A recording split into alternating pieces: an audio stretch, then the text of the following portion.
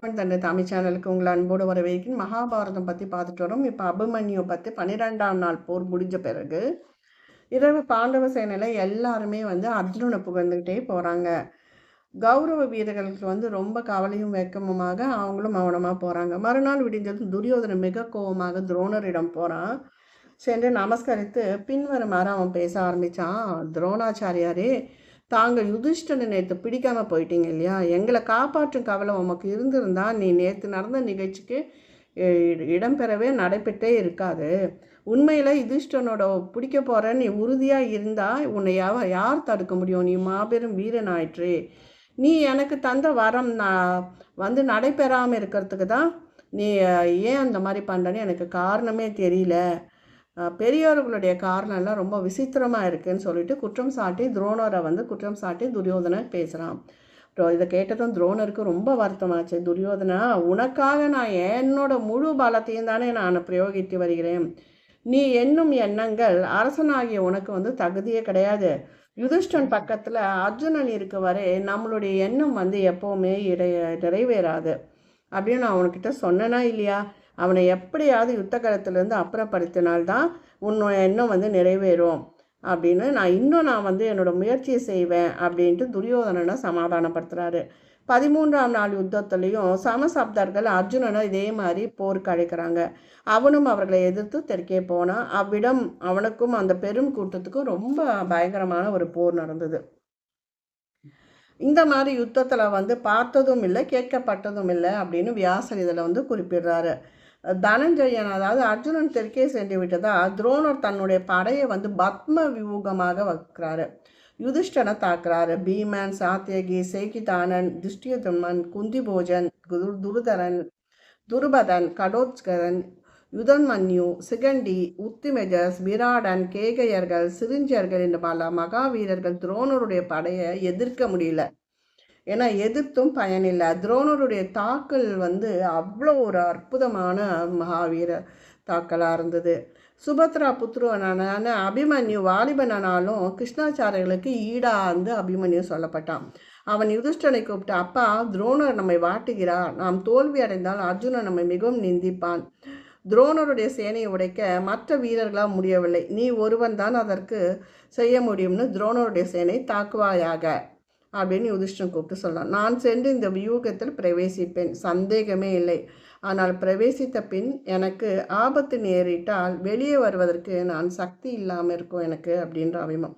வீரனே, வியூகத்தை உடைத்து நீ பிரவேசி. நுழைந்து செல்லும் வழியில் நாங்கள் அனைவரும் உன்னை தொடர்ந்து பின்வருவோம்.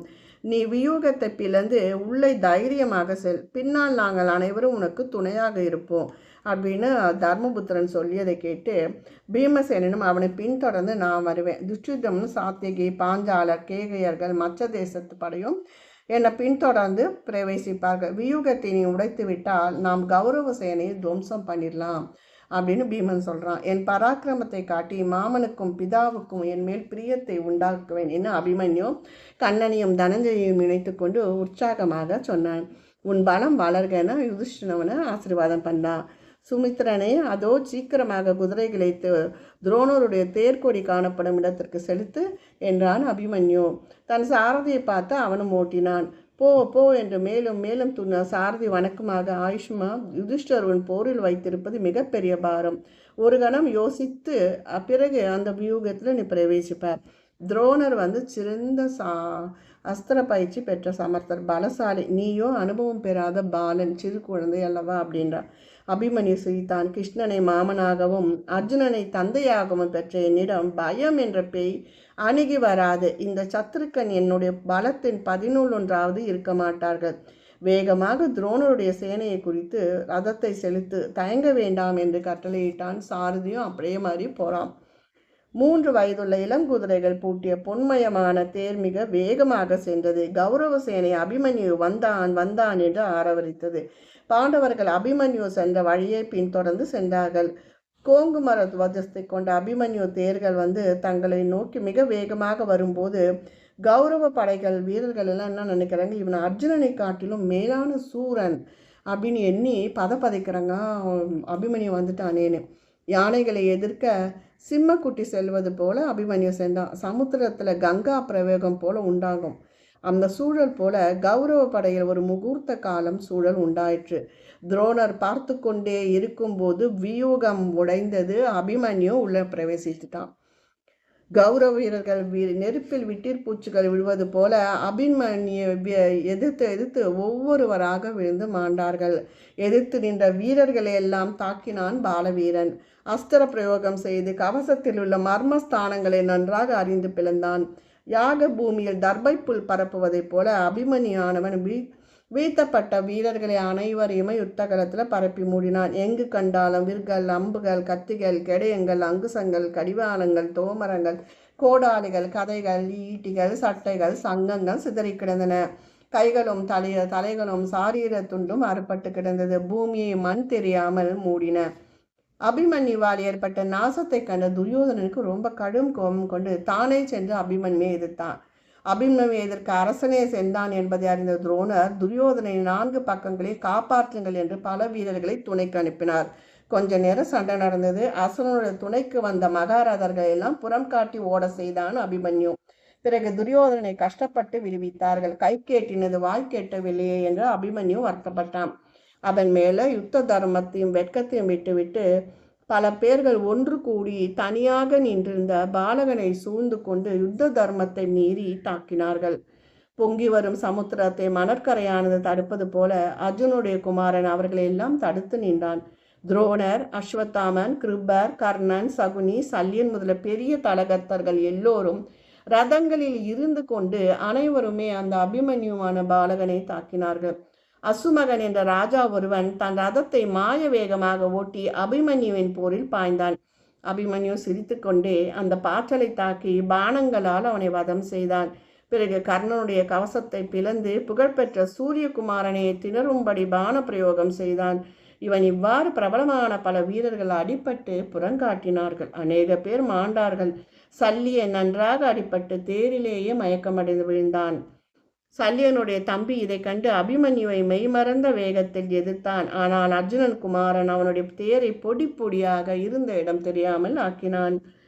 அவனையும் வதை செய்தான். இவ்வாறு மாமன் வாசுதேவனிடம் தந்தை அர்ஜுனிடம் கற்ற அஸ்திரங்களை பிரயோகித்து பகைவர்களை மாய்த்த பாலவீரனுடைய சௌகரியத்தையும் சாமர்த்தியத்தையும் பார்த்த துரோணாச்சாரியார் சந்தோஷத்தில் கண்கள் மலர்ந்தன. இந்த அபிமன்யுக்கு நிகர் யாருமே இல்லை என்று கிருபர் துரோணரிடம் சொன்னார். அதை கேட்டுக்கொண்டிருந்த துரியோதனுக்கு பொறுக்க முடியாமல் போராமையால் கோபம் பொங்கிற்று.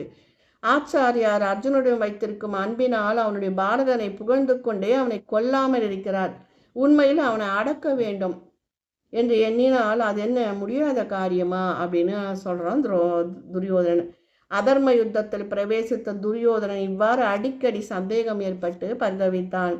துச்சாதனன் இந்த மூட பையனை நான் கொன்று தீர்த்து விடுகிறேன் என்று சொல்லி சிமநாதம் செய்து அபிமன்யுவை தாக்கினான். துச்சாதனம் அபிமன்யும் தங்களுடைய தேர்களை நானாவித மண்டலாரங்கள் செலுத்தி வெகுநேரம் போர் செய்தார்கள்.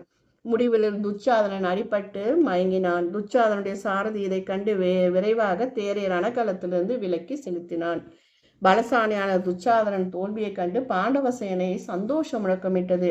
அதன் பிறகு அபிமன்யு கர்ணனால் தாக்கப்பட்டு மிகவும் பீடிக்கப்பட்டான். ஆயினும் சுபத்ரா புத்திரன் பரபரப்பில்லாமல் ஒரு பானத்தை செலுத்தி கர்ணனுடைய வில்லை அறுத்து பூமியில் விழும்படி செய்தான்.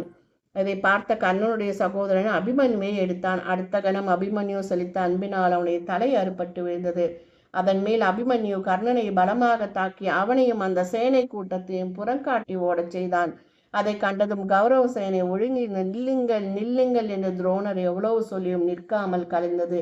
ஓடாமல் நின்றவர்களை உலர்ந்த காட்டில் வைக்கப்பட்ட நெருப்பை போல அபிமன்யு நாசம் செய்தான்.